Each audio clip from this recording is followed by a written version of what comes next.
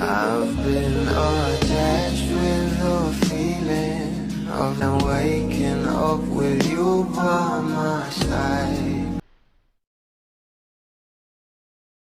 Talaga namang ito ang ating couple na sila Donnie at Belle ay kaliwat kanan nga ang kanilang mga projects at endorsement together o as solo artists na talagang sinusuportahan nga ng maraming bablis ngayon, lalong-lalo na nga at nalalapit na ang movie ng ating Belle Mariano at pagkatapos nga nito ang serya naman ng ating Donnie Pangilinan.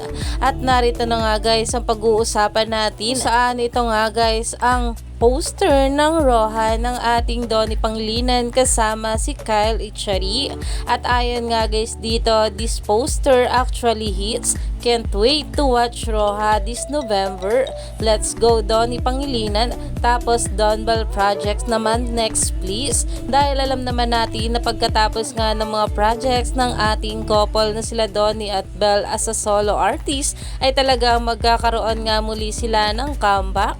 Kaya naman talagang inaabangan na nga ito ng maraming bablis ngayon.